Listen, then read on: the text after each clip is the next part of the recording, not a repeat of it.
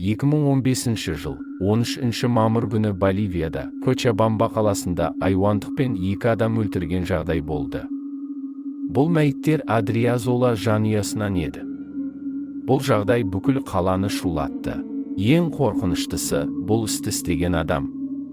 Сіздермен бірге Fortress of History каналға жазылып, лайк басып жайғасыңыз. Біз бастаймыз.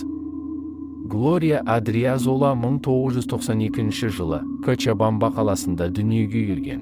Ол әке-шешесімен, әпкесі Пегги және інісі Амармен бірге тұрды. Пегги Глорияда 10 жасқа үлкен еді, ал Амар болса Глориядан 3 жас кіші болған. Әкесі Фернандо таэквондодан жаттықтырушы еді. Анасы Глория тігінші және ауласында гүл өсіретін. Әкелері таэквондодан бірнеше медалі және қара белдеу болатын. Ол Амар мен кіші қызы Глория екеуіне таэквондоға махаббатын ашқан. Уақыт өте келе олар әкелері сияқты екеуі де қара белдеу алды. Кейін әкесінің қол астында жаттықтырушы болып жұмыс істеді. Ал үлкен қызы Пегги спортқа жоқ еді. Ол фармацевт мамандығын оқып бітірді. Глория інісінен қарағанда өте еңбекқор еді. Ол елдерінде болатын турнирлердің бәрін ұтқан. Өз ісіне қатты берілген маман болып шықты. 2015 жылы дүниежүзілік пан-американдық ойындар Торонтода болатын болды. Ол мемлекетінің атынан шыққан жалғыз таэквондошы еді. 23 жастағы Глория осы күнді қатты күтті, күндер санап жүрді. Мемлекетке алтын алып келу ол үшін елуен арман еді. Бірақ өкінішке орай сол ойынға жете алмады. Ал 20 жастағы Амар болса, ол таэквондодан жаттығушы жұмысымен қатар медицина университетінде оқыды. Амар ғаламторда әпкесі Глория екеуі түскен сурет көп салатын. Бірақ Амардың ішінде әпкесіне деген қып-қызыл қызғаныш бар екенін ешкім білмеді. Глория Амардан таэквондодан мықты еді, және оның ойынша әке-шешесі Глорияны оған қарағанда қаттырақ жақсы көретін. Өйткені әке-шешесі оған көбірек киім алып, әр өткен турнирде олар Глорияны мақтайтын. Оның реніші, қызғанышы туралы Амардың қызы Алехандра Сааведра ғана білетін. Олардың жастары 17-де кезде танысты. Алехандра таэквондоға қатысуға келген кезде танысты. Амар оның жаттықтырушысы еді. Олардың қарым-қатынасын қыздың жақындары ұнатпады. Себебі Амар қатыгез, дөрекі сөйлейтін. Алехандраны ол дөрекі сөйлеп боқтап тастайтын. 2014 жылы қазан айы Амардың және Алехандраның әке-шешелері бұлардың қарым-қатынастарына қарсы болғандықтан олар өтірік айырылысты. Екеуі бірақ қарым-қатынастарын ешкімге айтпады. Оған қоса Амар әке-шешесінің оған ақыл айтқанынан шаршап жүрді. Глорияны көргісі келмеді. Ол Алехандра екеуі кафе ашқысы келді. Ақшасы болмағандықтан, жақындары да қарсы болғандықтан ол олардан құтылудың әдісін іздеді. Өйткені ол жалғыз қалса үй, көлік, жер оған қалатын еді. Соған қоса ол Глорияны қатты жек көрді. Амар Алехандра екеуі жоспар құратын болды. 2015 жылы 13 мамырда олар жоспарды іске асырмақшы болды. Сол күні олар ветеринар орталығында жануарларды тыныштандыратын дәрілерді сатып алады. Алехандра университетке барып, сабақтан соң хирургиялық қолғаптарды өзімен бірге алады. Саусақтың ізін қалдырмау үшін.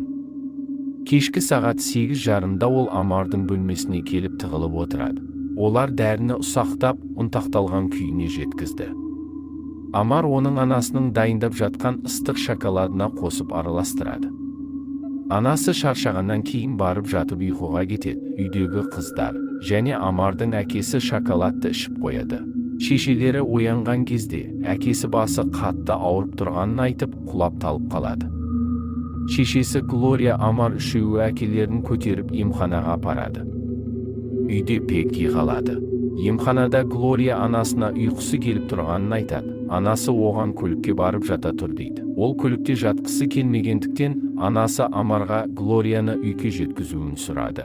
Олар үйге жеткен кезде, Глория бөлмесіне бара жатқан кезде, Амар Глорияға Алехандра екеуі жабылады. Соңында 20 рет пышақ сұғып Глорияны өлтіреді. Содан кейін Амар әке-шешесінің бөлмесін шашып, $30 алып Алехандраға береді. Ұрылар келіп ақша іздеп, қыздарды өлтірді деген ой болу үшін. Кейін олар телевизор көріп отырған Пеггиді пышақтап өлтіреді. Амарға анасы хабарласып әкесінің құжаттарын алып келуге бұйырады. Амар қан болған киімдерін ауыстырады. Үйден шығар кезде Алехандраға үйден кетуді бұйырды.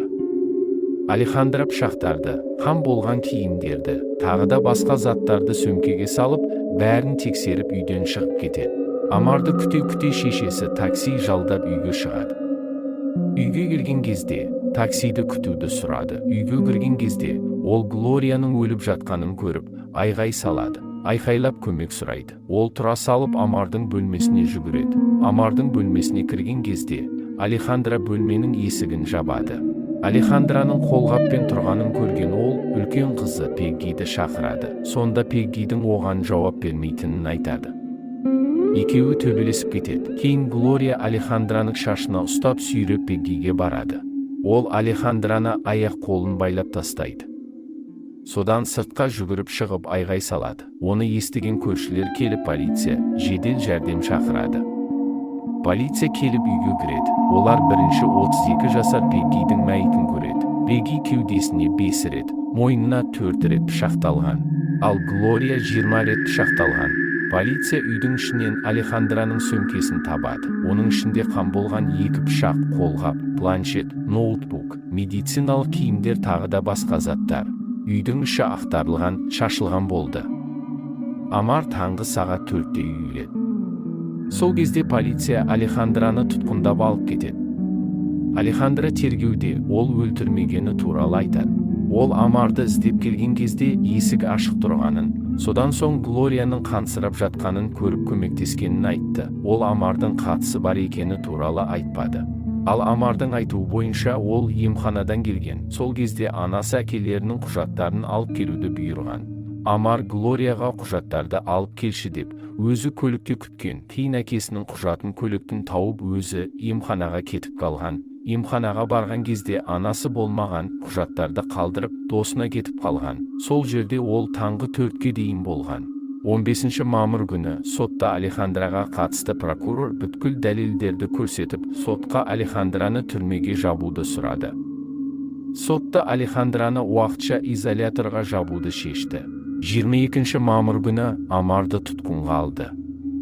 Алехандра өзі сотталып жатқанын көтере алмай, бұл жоспардың бәрін Амар істегенін, және қыздарды да ол өлтіргені туралы айтты. Ол Амардың өлтіргенін көрген кезде Амар ешкімге айтпауын сұрады. Айтса Алехандраның жақындарын да өлтіремін деп қорқытқан. Полиция үйден Амардың қан болған киімдерін, ұялы телефонда екеуінің сөйлескен жазбаларын және бейне камерадан екеуінің ветеринар орталығында дәрі сатып алып жатқан бейнесін, одан да басқа көп дәлелдерді тапты. 2016 жылы 16 ақпан айында прокуратура сотқа 40 аса дәлелді көрсетіп, тез арада екеуін түрмеге жабуды ұсынды. 17 наурыз күні соттың шешімімен екеуі, яғни Амар мен Алехандра 30 жылға бас бостандығынан айырылды.